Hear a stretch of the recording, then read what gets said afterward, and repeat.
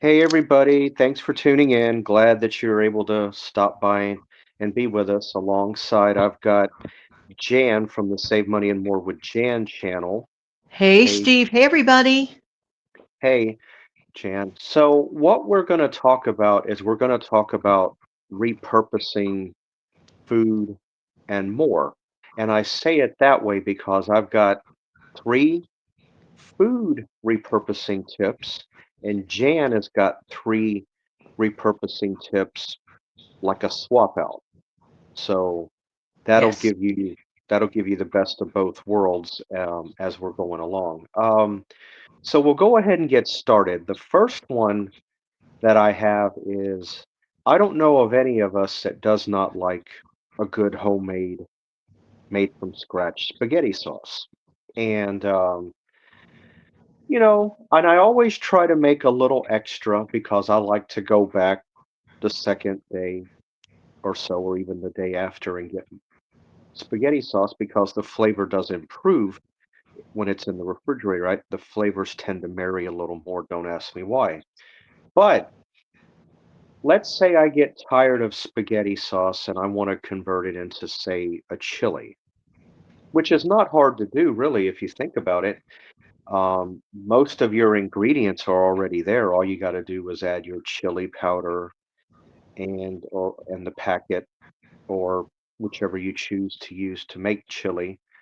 Some people I hear like to do a little bit of both, and then you just add your beans and then maybe accent it with some other little ingredient if you want to do that. And then poof, you pretty much have your chili. It's pretty easy. You're just expanding on what you already have. And I will tell you, I have done that several times or many times in the past, and it's actually turned out very good. So if you're ever looking to ever go from, say, a spaghetti sauce to chili, and you have spaghetti sauce left in your refrigerator, but you want to make a chili, just take that and just add to it, and you can make your chili. You will not be disappointed. Wow. That's going to be delicious. Without a doubt, Steve. Hmm. It is. Nice. I like that. So, could I jump in now? Yeah, your turn. Okay, great. All right. So, it's funny that the reason why I had a little pause there, I was like, whoa, we mentioned spaghetti sauce. And now I'm going to go over to something that a jar that people commonly use whenever they make spaghetti sauce.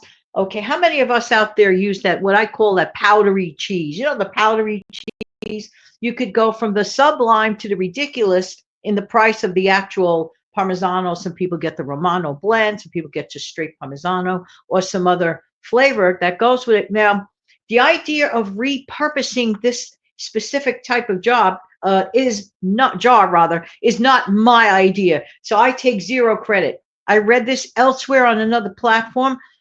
They put out like 13 hacks with it. I am not. What I'm trying to do is point out this, and to their credit, it's really clever. Many of us throw away our grated Parmesan cheese jars. You know, they're usually plastic. And if you open up the flip, if you flip it open, you're going to see two types of dispensers on there. One side of it has holes in it, as you know, to maybe you want your cheese to come out more slowly. Where the other, you flip it open, it looks like a bit of a half moon, but you could get larger quantities out in case you want to fill up a bowl, I suppose, or measure it like a half a cup up for, certain recipes or whatever. But Hmm. that topper is a great thing because the whole jar itself is a great thing. You can use it for so many things. So I take zero credit. One of the suggestions on the 13 hacks that that person posted on a different platform was, for example, those little, Steve, those little goldfish that people, kids love those little goldfish in the bags, and kids love to eat those. Well, those little goldfish crackers, they fit into that kind of a jar. And one could flip open the bigger size, for example, and use it as a dispenser for small crackers such as that. Some people can also, how like we make our own like seasoning blends, let's say like garlic salt. I can never understand why I should go out and spend money on garlic salt. If I have garlic powder and I have salt, I can easily put half and half in that kind of a container, mix it well, and on the smaller side with the smaller holes, I can use it for that. Also, the same thing theory goes with cinnamon sugar. I can't see spending a ton of money extra on cinnamon sugar. Normally, we keep granulated sugar around. Normally, many people keep ground cinnamon around. You could do Right. like a half to half ratio, and in that kind of a container. Um, Now, this I heard a long time ago with that kind of container, having nothing to do with that article that I ran into earlier. This was another one when people want to freshen up, like their rugs, their like carpeting, to make it smell better. Put some baking soda in there with a couple of drops of your favorite essential oil. Mix it together, let it sit in one of those jars for like 24 hours. And then you could take it and shake some of that baking soda that smells pretty onto your little carpet or rug, and then you could easily vacuum it up. It'll smell a lot better, and it'll save you a lot of money instead of buying, those scented versions of that. You can easily make that with baking soda and a little couple of drops of your favorite fragrance in the essential oils, but keep it in that kind of a container. Those containers are handy. Don't just throw them out. Think of your own ways to repurpose that type of a container. What do you think about that, Steve? All good ideas, all great. No, I definitely like the idea with the garlic powder and the salt. That's a good one. And if you think about it, doing it separately instead of going out and buying one bottle, it's actually cheaper doing it yourself. That's one. Um, Yes. I do like cinnamon sugar. One of the places that I like to put cinnamon whenever I eat sweet potatoes, I like to sprinkle a Oh little my bit of word, cinnamon yummy. on with a little bit of butter in there. But sometimes I have been known to get a wild hair up in me and mix a little bit of sugar with the cinnamon to give it a little bit more of a sweet taste. I have been Yum. known to, so I've been known to do both ways. Um, so all of your tips are very good, very effective. People need to Thank keep in you. mind. Yeah, you don't always have to run out and spend all that extra money when you really don't have to. I've got another food tip. This one is pretty good. I've got three total, but the one that I'm about to mention will also play along with my third one. Um, let's say you've got leftover vegetables. Let's say you've got some leftover ground beef, turkey, whatever you like to use, ground chicken. And let's say you've got some leftover mashed potatoes. You could easily, for those of you that like this particular thing, I know I do, you could easily take that and convert it and make it into a shepherd's pie. Um, So good. shepherd, it is good. And shepherd's pie is not something I eat every day, but I do like it. It's very good. Um, but that is one, that is another way of repurposing. And look at how many things you would be clearing out of your refrigerator to keep from going bad that you Good could point. easily that you could easily turn right back around and make a dinner or a lunch, whatever you want, and you'll have your shepherd's pie. So that's one thing that it will do. I've also got a third one, but I'll mention that after you mention, your next tip. Okay, great. Thank you, Steve. I love that tip. And who doesn't like shepherd's pie? I know I do. That's a Yep. great idea. All right, Steve. Many of us, we talk a lot about eggs, the prices are crazy or whatever. But if you happen to have been a lover of eggs like I have, if you happen to have some egg cartons, the actual carton that the eggs come in, some come in 12, some come in, 24, and so on and so forth. But I'm working with a 12, but it can be any size you want. It is now close to a major holiday, Easter, although you could repurpose this trick for any upcoming holiday. But this works particularly well at Easter time. What are you talking about, Jen? Take one of those like let's say for a dozen eggs, cut the top off of the egg crate, the empty egg crate. You're going to be left with those crevices, those pockets of which the eggs that you used already have used to sit in. Give it a wipe out, and what you do is, that grass, that green grass or pink grass or whatever color you could find that you could get in the dollar type store that you would put normally in an Easter basket. Instead of that, you can make a table centerpiece for pennies. Get one of those bags of the grass, but fill it up with each little pocket. You can make it look adorable. You could get some of your colored Easter eggs if you can't figure out where to put them. Rest it right in that. Make it a table centerpiece. You could get those marshmallow peeps. They're so cute to look at. Just as a display, if you want, just let it nestle on those little egg crevices with the grass. It looks so pretty. You could fill it up with colorful jelly beans, or you could get those covered colored chocolate kisses, for Easter time. Anything with the Easter theme, you could put it in there. Put it in the center of a table as a cute little, I don't know, table scape. I don't know, whatever you want to call that centerpiece. It looks so adorable. The kids could do it. They can make their own, make it look their own. It'd be so adorable on the cheap. Oh wow. Yeah, I never thought about the candy trick, but that would definitely work. The funny thing that you mentioned that is I've actually got a couple of dozen egg containers in my kitchen that I don't nice. know. I have a couple. If I wanted to be extravagant, I could run out and get some candy and some Easter grass, and I could create my own. But that's good. I like that. That's good. And a lot of expense would not really go into that if you think about it. The price of that Easter grass is not that much. It's pretty inexpensive. Right. Um, And if you color Easter eggs, Steve, like a lot of people, they like to color eggs for, it looks so pretty. And customarily, people just place it in a basket, which is totally fine and traditional.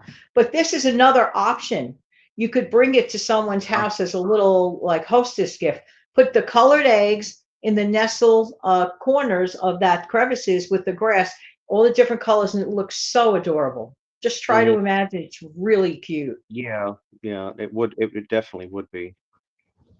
No, so I mean that is definitely, and well, Easter, you know, literally right here in what, a couple of 3 days, or from the time we're recording this video, that definitely um comes in handy.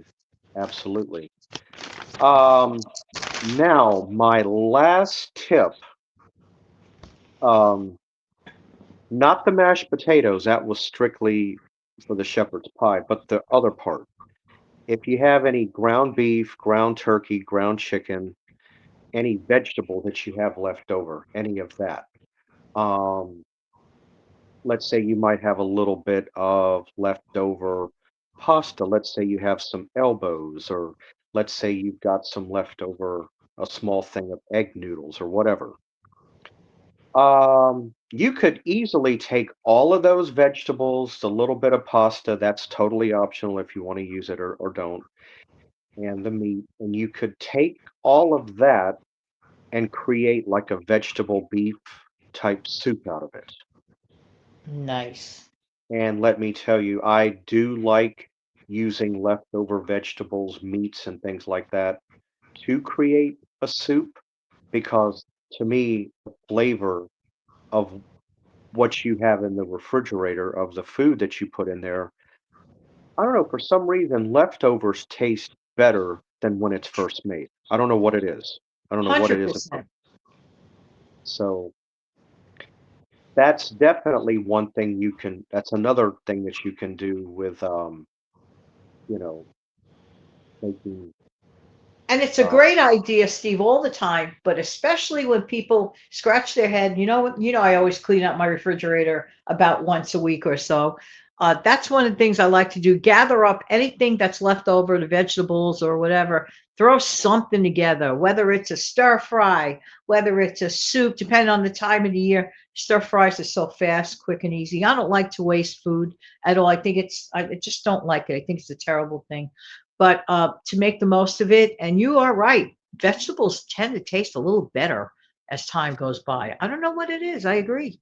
Yeah, and I mean, if I have to think of any other right off the top thing that you could do with that, I guess if you've got, you know, pie crust in your freezer, I guess if you wanted to go the extra step, you could take all of that, maybe somehow create a gravy, and you could possibly make a beef pot pie out of that.